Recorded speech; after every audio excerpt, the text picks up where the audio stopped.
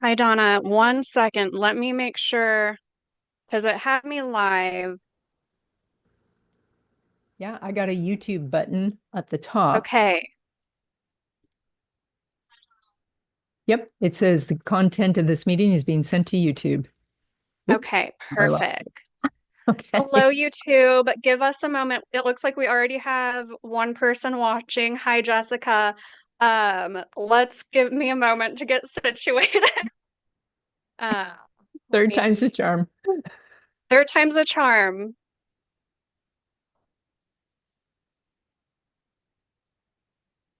Okay.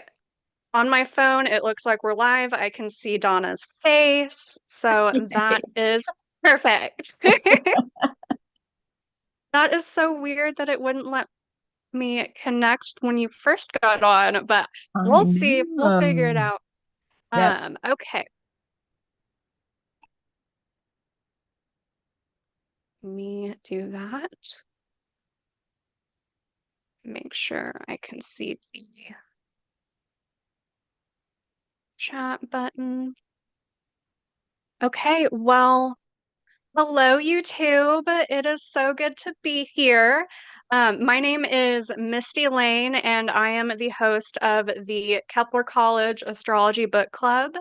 I have an exciting announcement if you didn't see it already, but we are moving our book club author live streams to YouTube instead of doing it on Facebook. So it has been a journey to get here. We've tried this 3 times already, but we finally made it. Thank goodness. Uh, and we are here today with author Donna Stellhorn, author of Life, Love, and Luck in the 12 Animal Signs for Chinese Astrology, the screen, Yeah. which has been our February Book of the Month read in the Kepler College Astrology Book Club. And it has been a wonderful month. So, to introduce Donna, Donna is an astrologer, feng shui expert, and she has written 20 books, including Feng Shui Form and the best selling booklet Sage and Smudge. Donna writes weekly and monthly predictions for astrology.com and horoscope.com. She offers a growing catalog of video courses, including Finding the Hidden Money in Your Chart and Tarot Reading the Natural Way. Donna is a consulting astrologer specializing in predictive Western astrology, and she sees clients every day. She is on the board of NCGR San Diego, and for fun, Donna makes YouTube videos. And when she wants to be terrified, she does stand-up comedy. Her favorite place is Iceland, but she currently lives in Oceanside, California, which she says is quite wonderful. So, welcome, Donna. We're happy to have Thank you here. you. Yeah, for our YouTube debut, we Yes. finally did it. No. So everyone, let me peek in the chat box. Mhm. And if you have a question for Donna or any questions about Chinese astrology in general, just pop that into the chat and we will be sure to answer them. And in the chat box, I see a few people. Hello, Jessica. Hello, Priscilla. Is anyone joining directly from the book club? I think Priscilla might be a member in our book club. So let us know if you're in the Facebook group or not, or if you're just hopping on from YouTube.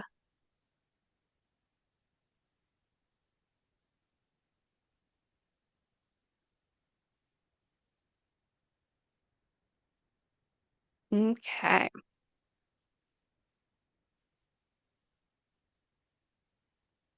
Well, no answers so far, so I will just keep an eye on that. Sounds good. Okay, well, Donna, to start, I am really curious. It's not about your book in general, but I'm curious about your little bio here. It says you do stand up. I have indeed done stand up and it is terrifying. So Really? yeah. Yeah. Yeah. And I do some improv. I did it before the pandemic, and then I'm just getting back into it. Improv is amazing for helping you get out of your head. And Oh yeah. if you feel like you want to do something, one that brings out your courage, but also helps you connect with people.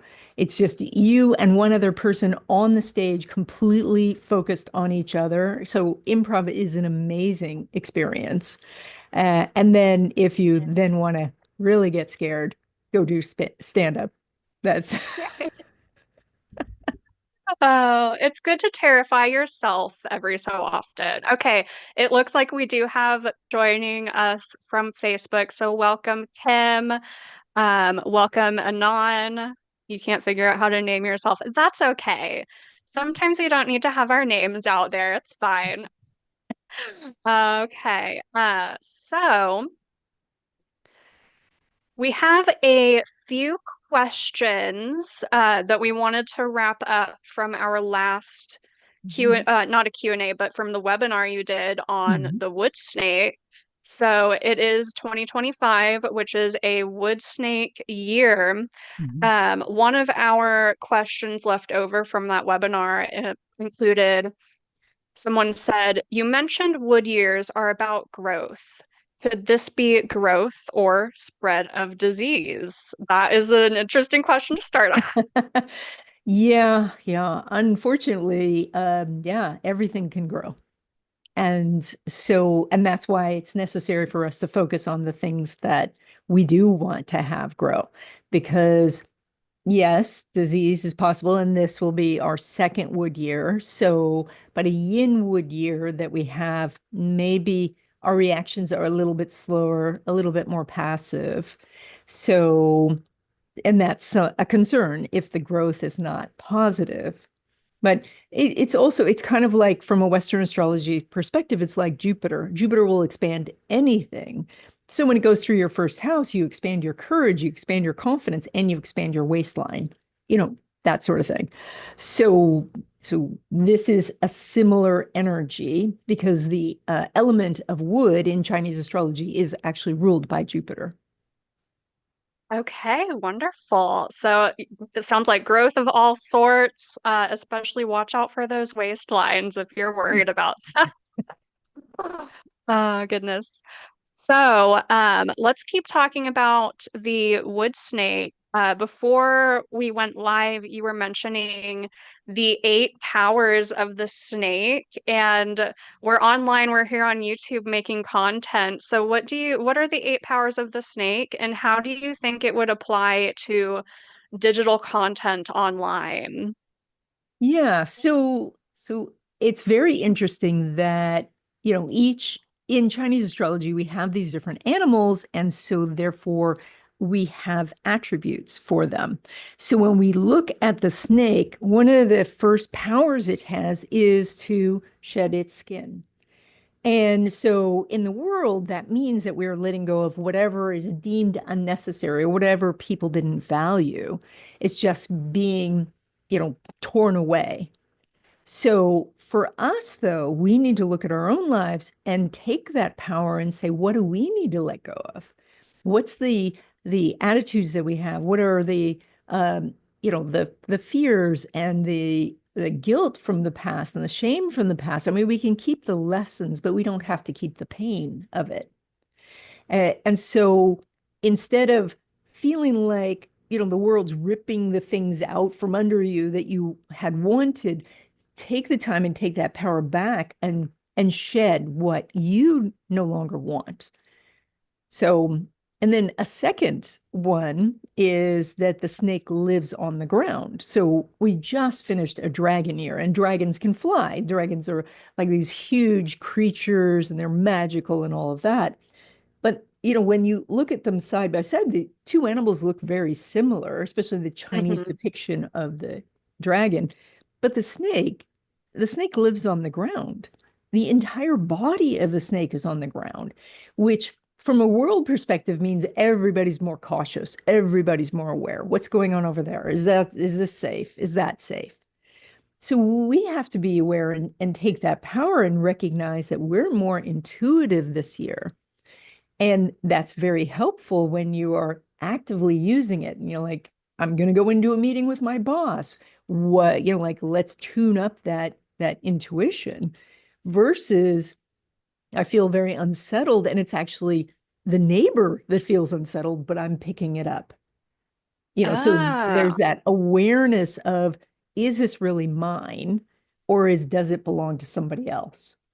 So, and okay. so that's the awareness of the snake.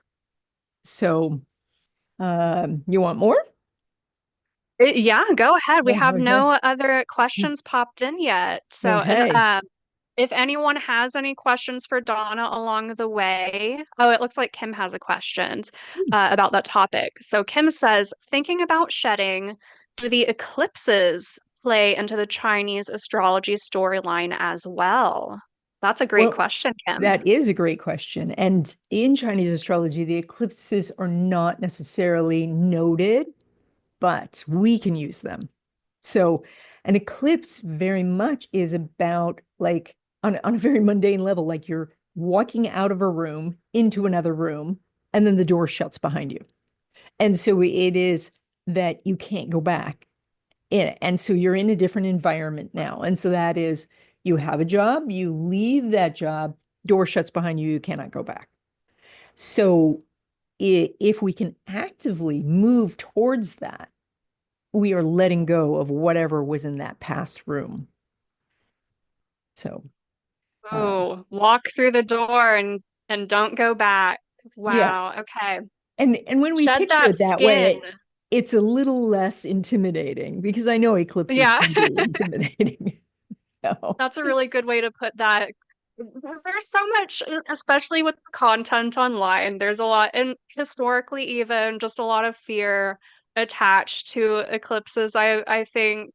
And so just that's a really wonderful perspective. Just go through yeah. the door and you can't necessarily go back. But Yes. Yeah. yes. Yeah. Yeah. Well, eclipses long before content scared people.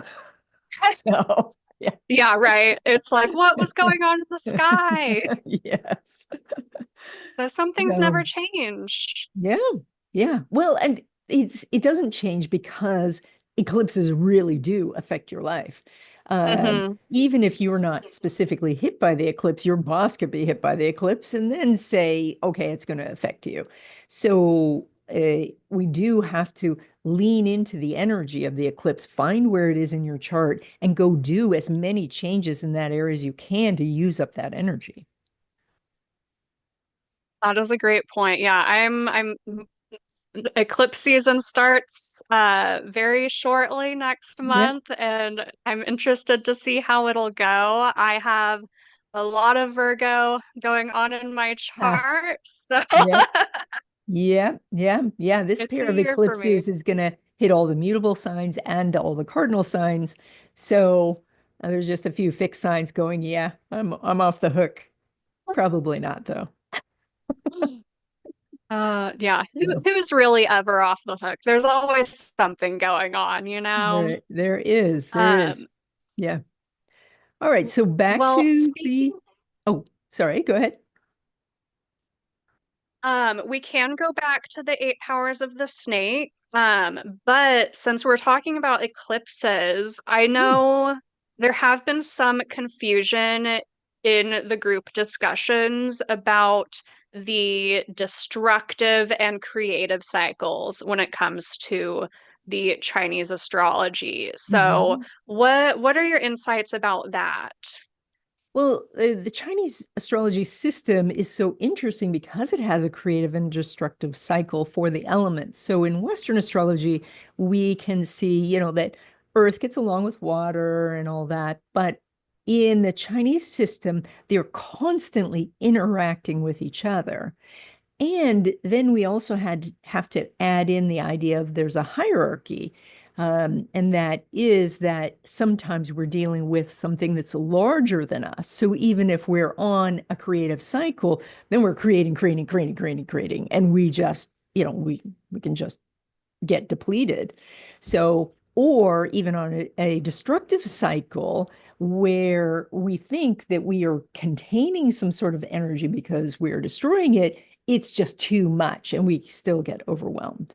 So these cycles tell us about how we're interacting with people, how we interact with the day, how we interact with the building we're in. So it is very, very helpful to understand these cycles. Okay. That does make sense. I remember reading in the book, and I think I shared a quote about it about so it's a wood snake year, so it's a wood year currently. I think the quote that I shared was about someone born in a metal year. Mhm. And I loved the imagery of it. You said something about even though so the metal to wood, that would be destructive, right? Correct. Metal chops Okay. wood. Yeah, metal chops wood. And so you described it really beautifully as if it's like you're a person with an axe in a forest of trees, and then you can cut all those trees down, but create something from that. You Correct. know, you can Yes. build a house, build a chair, build a fire. So Hmm. it sounds like even though like destructive, something could be destructive, it sounds like it could still be a good thing going on. Yeah. So if you're not born in January or February, if you're born January and February, this won't work. But otherwise, if you're born from March to December and you're born in a year that ends in 0 or 1, you are the metal element. And Okay. so, and with this wood energy, it is that everything, like all possibilities are here. It's just that the things arrive in a raw form. So you get the job offer, but it's not exactly what you wanted. And so you take your axe and you chop it into what you do want. And you say, well, I don't want to do this travel, or, I don't want to come into the office so much, or I want to work these hours. So that's, even though you're on the destructive cycle this year, you're going to have a lot of opportunities. They just don't come exactly as you wanted. Okay. Okay. Yeah. So kind of just that opportunity to get something that you want or something close enough and you're refining, refining, refining into what you want more. Correct. Correct. That And is that beautiful. it's an example of how the destructive cycle could be beneficial. Um, if I look at, let's see, where's our person? Oh, for example, water is on the creative cycle. So let me go back and say, if, again, not if you're born in January or February, but if you're born in a year ending in 2 or 3, you are the water element. And so for the water element people, again, like you're thinking, I'm on the creative cycle. What could go wrong? But you are a source of water, and then the entire world's a forest and it's thirsty. And so everybody wants a glass of water from you. Everybody wants and feels you're essential to their success. And so you're pulled in all these different directions that may not be your focus, your goals. So everybody wants something from you. So that's an example of the creative cycle actually being difficult. And so you just, Okay. for water people, you just have to say no. You have to say, this is not what I want to do. But people are going to beg. It is important, and I think in Western astrology especially, it's important for those water signs to really learn boundaries, Yes. especially. Yes. Because in Chinese astrology, the water is about connectivity. So here you are Hmm. doing your water stuff, connecting, connecting, connecting, and then feeling like people are sucking you dry. So, Oh, yeah. everyone in the chat, it looks like we have a few people. We have a Metal Monkey here. Welcome, Metal Monkey. Um, Drop a comment and let us know if you know your Chinese zodiac element and animal. I'd love to hear what we have in the chat. I'm a wood pig. Donna, what are you? I'm a metal rat. Metal rat. Yeah. Water Yeah. rabbit. Lisa says, I'm a water rabbit. You're so right about the depletion. Yeah. Yeah. Fortunately, rabbit is very unflappable. Yeah. I mean, the basically you can never push a rabbit into doing anything they don't want to do. Rabbit is so powerful, it sits between the tiger and dragon and keeps those energies apart. So never forget that part. That is pretty wild to think about, and I've been thinking about it as I read through the animal chapters, just kind of seeing how they relate to each Mhm. other. And Mhm. so it's so wild to me that a little, I'm imagining a little cute little bunny rabbit Yep. in between these two beasts. Yep. Um, and I was curious, you in the compatibility sections, you Mm. mentioned like the secret friends. Mhm.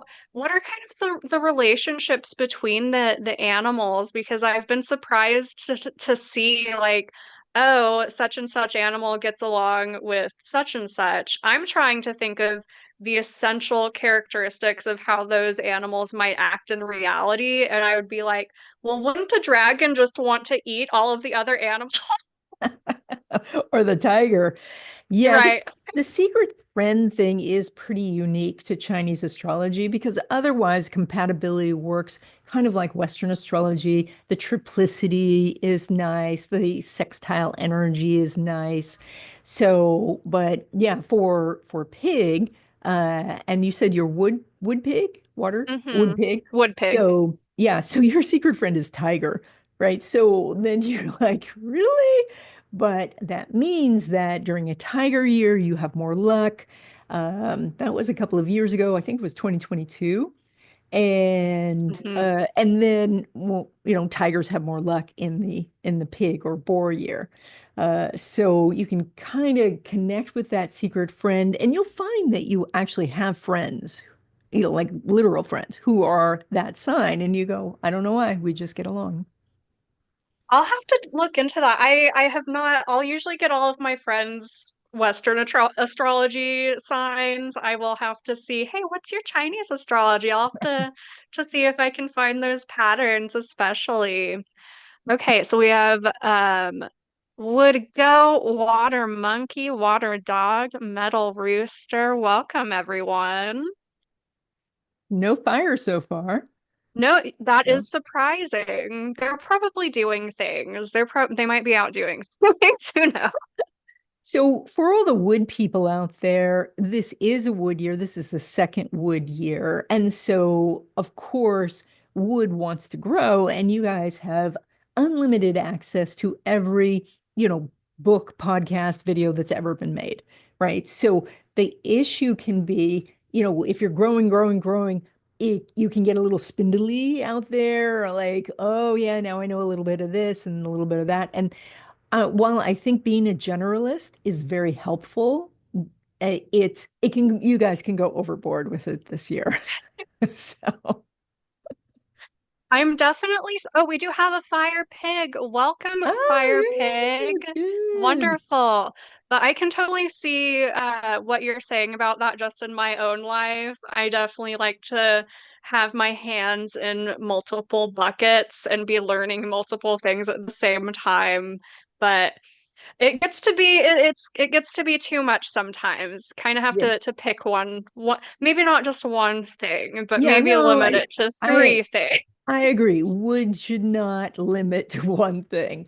Yeah. But there is going to be so many opportunities this year for growth that if you picked half a dozen things, or, even just to stay with one thing for a day or two so that you can really kind of get it and then move on. And then you could just say, okay, I got that merit badge. I can put that on the uniform here. So I really like that. I think I might try that. I kind of like learning new software. Once I'm done learning it, moving on to the next software. Okay, I can write that off. I love that. yeah, it's kind of like Um, when we travel, we go to a city and we go, okay, now this is my city. I got this one. And then we go to another city and we go, okay, now I got the feel of this one. I got this city. So do that with the subjects. And what you'll find is that then they start to, help each other. The fact that you know how to make a soup helps you program your computer because of the order and things like that, or garlic. I don't know. I love that analogy. Oh, okay. So One question I had, and again, everyone in the chat, feel free to ask any questions you might have along the way. This one's just one of my personal questions, and kind of touching on what you were talking about with the tree imagery, especially. But there are four pillars Mhm. in Chinese astrology. And in the book, when you were explaining the four pillars in chapter one, you Mhm. use the imagery of a tree to explain how all of the pillars fit together. So I was wondering if you could expand on this, and where the symbolism potentially comes from.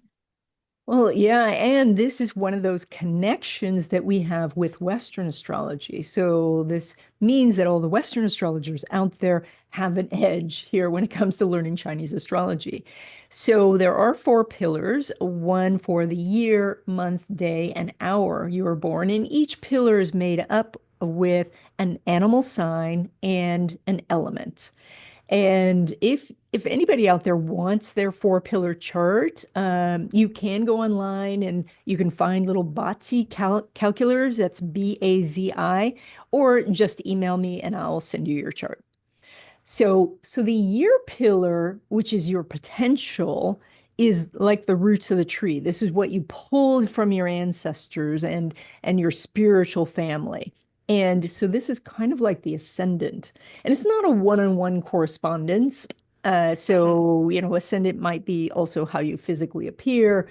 We don't see that so much in Chinese astrology, but it has that this is your potential. This is what you understand you're supposed to do. And this is the animal sign and element that most people know. And then the mhm. month pillars like the trunk of the tree.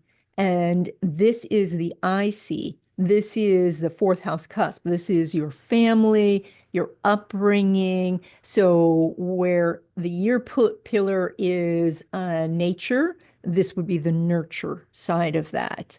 And so how you got along with your siblings and whether it was harmonious or not. Then the day pillar, which is a very important pillar, is your seventh house. This is the leaves of the tree. So this is the descendant, how we interact with others. And so there's that ability to connect with others and to negotiate and have relationships. I'm actually working on a book about this particular pillar and how we can see how our days are going to go. And so this is the leaves of the tree. And then the hour pillar is the fruit and the flowers of the tree. And so this is the 10th house cusp, the midheaven. And this is our Oh. career and what we create. And in Chinese astrology, this is also the children. So not fifth house, because there's no houses in Chinese astrology. So Mhm. this is all the things that we create. So the business, the art, but also the kids is the fruit and the flowers. Okay, it makes a lot of sense how that all fits together. And speaking about how there are no houses in Chinese astrology, I made a discussion post about that in the Facebook group because I was really curious when I was following along, especially when it comes to um like what one animal is going to experience during another animal year. And I was noticing that even though there are no houses, I saw connections. I'm like, it feels like they're houses. Um, so I remember like the one if they're two signs away, then they're kind of in a money type of year. I'm like, well, second house in Western, that's gonna be money. So I Yes. was really curious about that. And remember Brandon commented that he was like, well, it's following Chinese astrology is following the yearly transits of Jupiter, and even though there are no houses, we're all still looking at the same sky, so there's going to be that same division going on. Yes, that's very true. And we do, and again, there's like no aspects also, but the opposition year, and that right now is for pig or boar, that's considered the most difficult of the years, and we would say the most difficult of the aspects. And that's because everybody's looking at snake and nobody's looking at pig. And pig is not a sign that's generally going to speak up and say, hey, everybody, look over here. When it was an opposition, when it was a rabbit year and opposition was rooster, rooster was like, hey, hey, hello. Rooster didn't have any problems with that. So we can take the concepts that we had in Western astrology and apply it to Chinese astrology to understand it. But we also have to be flexible because they are two different systems. And so there Hmm. is still this energy that's a little bit different. And so, yeah, some flexibility is needed. That is very true. So I think I might kind of take that approach, maybe referring back to the Western astrology, but it's a fair point. They are very different systems. Different cultural influences are going to be important to remember, especially. But I just thought that was so cool, so interesting, because we really are, even though we're different systems, we're looking up at the same sky, and Mhm. it's still all boiled down. And we had these discussions in the group chat where we're kind of noticing these patterns, and everyone's like, the different systems, even though they're different, there's truth to it, and it's going to ring true across Mhm. systems. So I think that was Yes. that was beautiful. Yes. So, Okay. so back to the snake. So, Back to the snake. Yes. okay. So the third attribute or power of the snake is that when the snake's cold, it doesn't move. So it needs others. And so this is about finding a group, finding people that you resonate with, finding people you like and who you like what they do and you like them. And so really reaching out and finding others so that you can feel like you have people to support and they'll support you. So, and we see a big focus on groups already. We get this a little bit from Pluto and Aquarius as well. And so that Pluto with Pluto there, it's going to get a little extreme, but everybody will be like, what group are you in? Are you okay? Etc. Hmm. And then the fourth one is one we talked about before we went live, and that is that the snake has a mesmerizing gaze. And that is that the power of the snake is to hypnotize and to hypnotize its prey. Now, if you are giving away your power of the snake, then you could be hypnotized by something. And we talked about the hypnotic effect of TikTok and Instagram. So the what you can do is recognize if you are hypnotized by something and break that. Just cut something out so that you can, say, okay, I'm making my own choices now. This is also, though, as you focus on something that you want to do, like you can intensely focus now for short periods. So that can be really helpful if you're trying to get something, done, like starting a business. Yeah, get mesmerized by something that is more productive than Mhm. TikTok or Yes. Instagram, especially. I know it can be hard. But that did really pique my curiosity, just because I feel like even the transits in Western astrology are really pointing to that. Like we have the Jupiter in Gemini, Uranus about to be in Gemini. Um, and so I'm kind of like, are we just like mass media? We're zoned in on it. Yes, yeah. Yeah. The Uranus in Gemini is really going to change how we consume information and how we transport ourselves and how we communicate. And so it'll be quite interesting because I think with some of the translation equipment, I mean, now we can just talk to anybody, and that's going to be different. But at the same time, because it's Uranus, our vocabulary is getting so specific that, and we as astrologers, we have gone through this for a long time. I mean, I've sat with another astrologer in a group of people, non-astrologers, and they have no idea what we're talking about. So, Mars was making a sesquiquadrate to your Venus, and they're like, oh, what? So we have those kind of extremes happening where we have something to translate the information, but we still don't understand the words. So Mm, yeah. But of course, Uranus and Gemini, that's going to be a fairly long transit. We'll see what that right. does. We'll see what it does. But Okay, what number speaking are we on now number for the five, snake? and Number it's five. actually fits into that because Okay. that is that the snake has a forked tongue and a venomous bite. And so the idea of the forked tongue is that someone can tell the truth and lies at the same time. And of course, we have experienced that with all the social media and AI and the politics, etc. What is where you want to take back that power is to recognize when you're lying to yourself, when you have a belief that you haven't challenged in a while. And, the beliefs of, like starting a business is hard.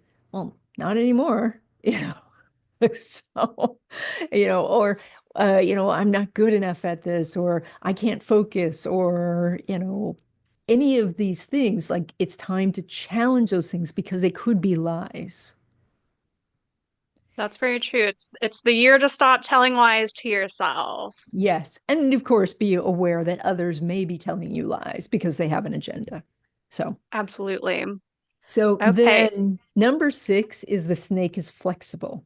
So, I mean, of all of the animals in the Chinese zodiac, the snake is the most flexible. It can wrap itself around things. And so of course, we're in right now a time of lots and lots of change, lots of disruption with these planets ending signs, going into new signs. We see it everywhere.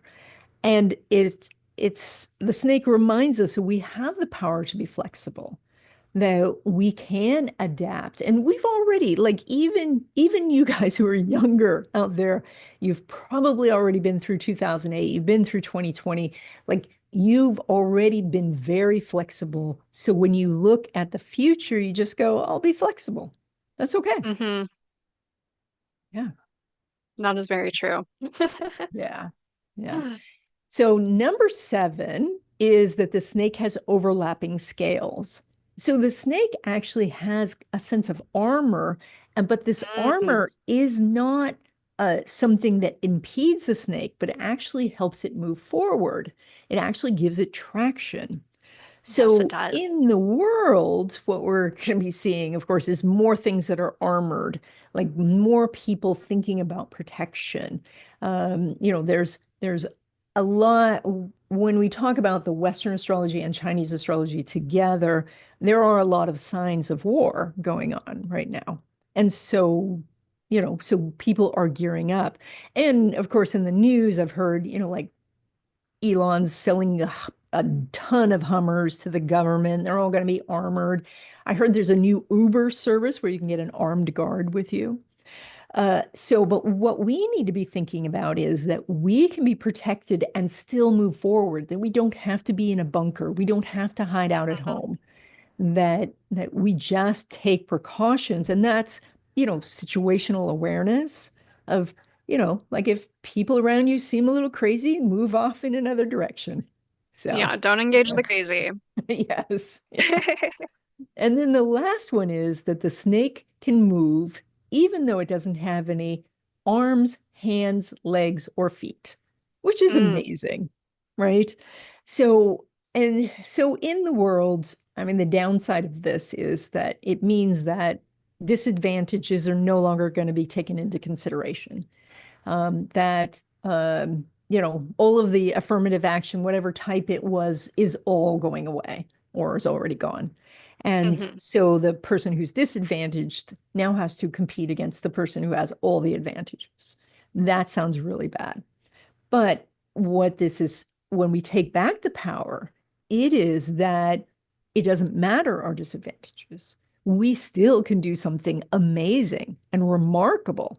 And the snake is a very powerful creature, despite the fact that it can't run after us. right?